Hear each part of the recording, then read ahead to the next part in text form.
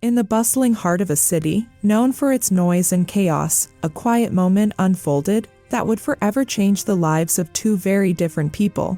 On a sunny afternoon, Taylor Swift, the global music icon, whose songs have echoed through stadiums and touched hearts worldwide, took a spontaneous walk through a neighborhood she rarely visited. What started as a simple stroll became a story of resilience, humanity, and the transformative power of music. A story that would eventually inspire millions. Taylor wasn't looking for inspiration that day. Dressed in casual jeans, a hoodie, and oversized sunglasses, she was out to escape the limelight and reconnect with the world around her. The city's noise was a comforting distraction, the distant honking of cars, the chatter of passers-by, the hum of life moving forward. But then, amidst the cacophony, a melody pierced through the din.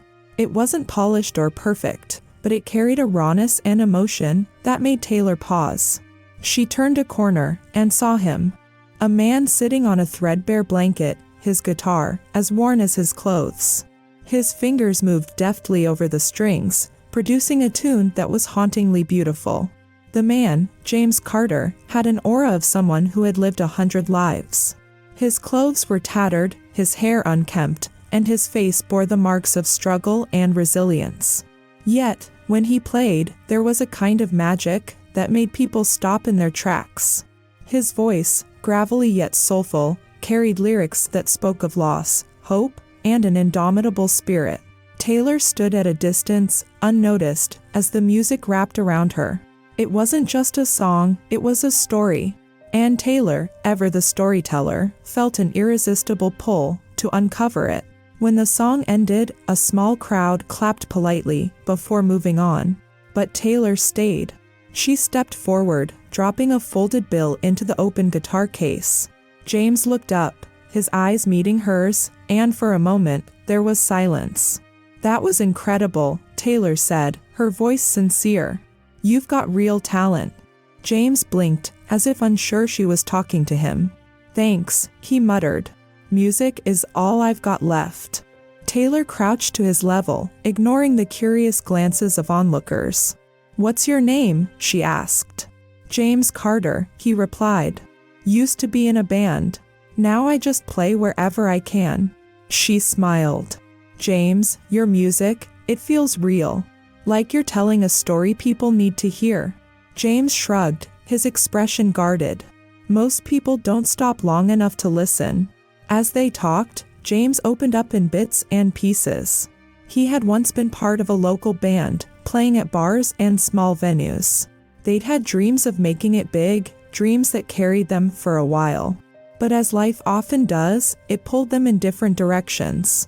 Bandmates left for stable jobs, family commitments, or other paths entirely. James stayed behind, still clinging to the music. Then came the harder blows. The loss of his job. The passing of a close family member. With no safety net to catch him, he ended up on the streets, relying on his guitar to survive. "I've written so many songs," James said, his voice tinged with both pride and sadness.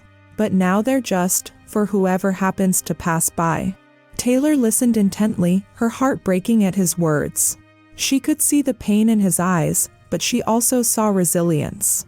Here was someone who had every reason to give up, but chose to keep going, to keep creating. "You've got a gift, James," she said softly. "Don't ever stop playing." As they talked, Taylor felt an undeniable pull to do something more. She didn't see James as a project or a cause, but as an artist whose voice deserved to be heard. "Can I hear another song?" she asked. James hesitated, but nodded. He adjusted the guitar on his lap and began to play a different tune. This one was slower, more introspective. Taylor could hear the weight of his experiences in every note. When he finished, she clapped, her smile wide. "You're amazing," she said. "Have you ever thought about recording these?" James laughed softly, shaking his head. "Recording? I've barely got enough for strings." Taylor's mind was already spinning with ideas. She didn't say anything then, but she knew she wasn't going to let this encounter end on that street corner. Over the next few days, Taylor couldn't stop thinking about James. She reached out to a few trusted people in her network, not to make a spectacle, but to find ways to help quietly. Through a local community program, she arranged for James to have access to a safe place to stay, meals, and the support he needed to get back on his feet.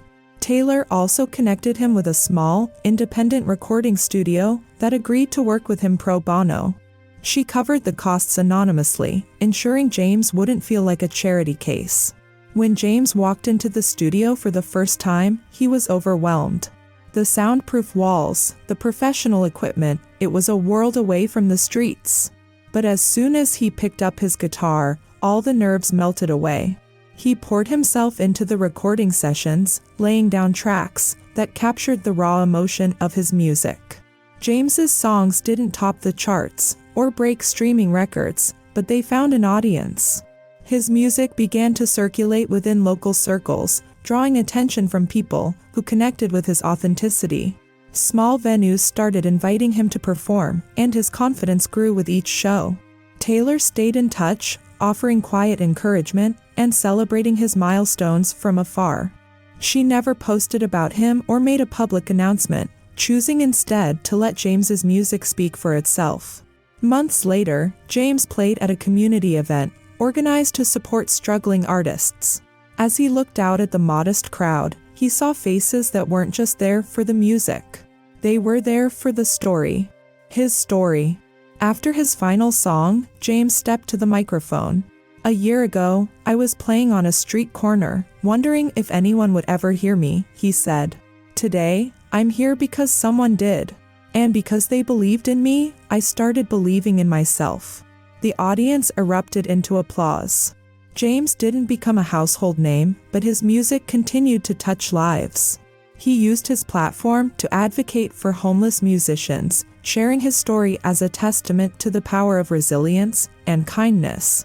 As for Taylor, she often thought back to that sunny afternoon. In her heart, she knew it wasn't just about changing James's life. It was about being reminded of why she had started making music in the first place, to tell stories, to connect, and to find meaning in the shared human experience. And together, in their own ways, they proved that sometimes the smallest gestures can create the biggest ripples.